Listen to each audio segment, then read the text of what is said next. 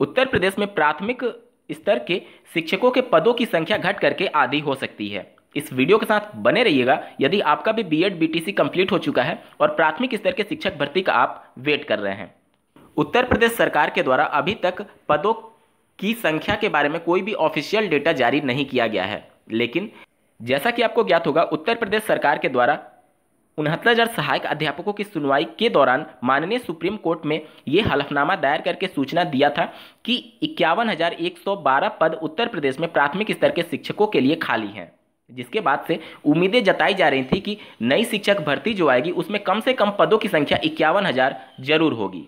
लेकिन अब कुछ ऐसा होने जा रहा है कि अब पदों की संख्या घट करके बिल्कुल आधी हो सकती है।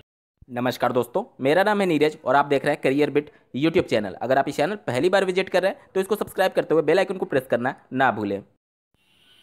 उत्तर प्रदेश सरकार के द्वारा एक कमेटी का गठन किया गया था जिसमें राज्य सरकार के सभी कर्मचारियों को नए तरीके से मैनेज करने और साथ ही साथ उनकी तैनाती को लेकर के अपनी रिपोर्ट सौंपनी थी। उस कमेटी के द्वारा अपनी रिपोर्ट सौंप दी गई है जिसमें कुछ महत्वपूर्ण बातें निकल करके सामने आ रही हैं।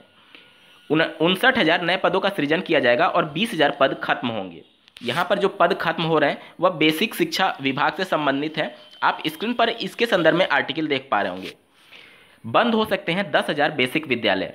यहाँ पर कुछ विद्यालय ऐसे थे जिनमें बच्चों की संख्या 30 से कम थी और उत्तर प्रदेश में ऐसा मानक है कि कम से कम 30 बच्चों पर एक विद्यालय खोला जा सकता है। अब बच्चों की संख्या जब 30 से कम हुई तो इन रिपोर्ट्स में ये बातें कही गई हैं कि इन विद्यालयों को बंद कर दिया जाए, जिसमें प्राथमिक के साथ साथ उच्च प्राथमिक के भी कुछ विद्यालय हैं। अब देखिए, अगर 10,000 या फिर उससे ज़्यादा स्कूल्स बंद होते हैं तो निश्चित तौर पर उत्तर प्रदेश में अभी जो छात्र और शिक्षक अनुपात 30:1 का चलता है तो कम से कम एक शिक्षक उस विद्यालय में अवश्य होंगे। और अगर विद्यालय उच्च प्राथमिक स्तर का होगा तो वहाँ पर सब्जेक्ट वाइज टीचर्स होते हैं, तो वहाँ पर कम से कम 2 से 3 टीचर्स अवश्य होंगे।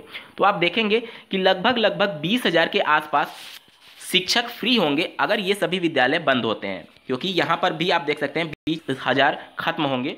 इस सिफारिश में ये भी बातें कही गई हैं कि जो बच्चे वहाँ से स्कूल बंद होने की वजह से खाली होंगे उनको नज़दीक के दूसरे प्राथमिक या फिर उच्च प्राथमिक विद्यालय में शिफ्ट किया जाएगा।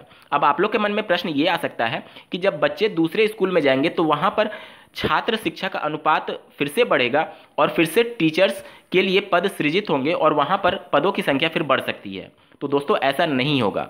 आप लोग बीएड या फिर बीटीसी के दौरान जब इंटर्नशिप के लिए गए होंगे प्राथमिक या फिर उच्च प्राथमिक विद्यालयों में तो वहाँ पर देखे होंगे कि कितने अभिभावक इंटरेस्ट लेते हैं सरकारी विद्यालयों में पढ़ाने के क्रम में, और सिर्फ नीचे तबके के ही अभिभावक जो कि प्राइवेट स्कूल्स की फीस अफोर्ड नहीं कर पाते वहीं सिर्फ प्राथमिक सरकारी विद्यालयों में बच्चों को भेजते हैं।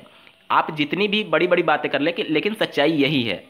उसके बाद से आप देखेंगे कि जब विद्यालय, एक तो बड़ी मुश्किल से अभिभावक बच्चों को भेजते हैं, अब जब उनके पास ये रहेगा कि विद्यालय बंद हो रहा है और दूसरे जगह उनको शिफ्ट करना है या फिर उनको भेजना है, तो कितने अभिभावक उसमें इंटरेस्ट लेंगे, ये भी एक बड़ी चुनौती होगी।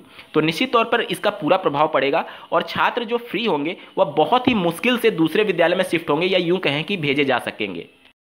इसके अलावा उत्तर प्रदेश में एक ही परिसर में चल रहे प्राथमिक और उच्च प्राथमिक विद्यालयों का जो मर्ज कर दिया गया है उससे भी इस पर बहुत बुरा प्रभाव पड़ेगा। यहाँ पर मैं बता दूं कि एक ही परिसर का मतलब एक ही फील्ड में अगर प्राथमिक और उच्च प्राथमिक बिल्कुल पास में कॉलेज थे तो उन दोनों को आपस में मिला दिया गया, जिससे उनके रिसोर्सेज को अच्छी तरीके से यूज कर पाए। रिसोर्सेज में आपके ह्यूमन भी आते हैं, यानी टीचर्स भी आते हैं, ठीक है। तो अब देखिए, जहाँ पर प्राथमिक विद्यालय में प्रिंसिपल नहीं होंगे वहां पर उच्च प्राथमिक विद्यालय का सहायक अध्यापक प्रिंसिपल के पोस्ट को ऑक्युपाई कर लेगा, क्योंकि जो प्राथमिक का प्रिंसिपल और उच्च प्राथमिक का असिस्टेंट टीचर होता है, दोनों की ग्रेड समान होती है। वहां से प्राथमिक का एक प्रिंसिपल का पोस्ट खत्म हुआ। उसके बाद से आप देखेंगे कि उच्च प्राथमिक में अगर सहायक अध्यापक का पद खाली है तो जिनका प्रमोशन होना होगा या फिर एक तरीके से कह लें रिसोर्सेज को यूज ही करना है, तो यहाँ का टीचर जाकर के भी वहाँ के बच्चों को पढ़ा सकता है।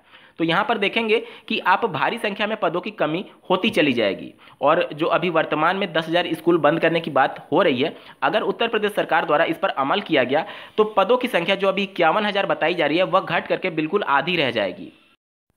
मैं आप लोग के बहुमूल्य प्रतिक्रिया कमेंट्स के माध्यम से जरूर जानना चाहूँगा इस मुद्दे पर। इस वीडियो को देखने के लिए आपका बहुत बहुत धन्यवाद। भगवान करे आपका दिन शुभ हो।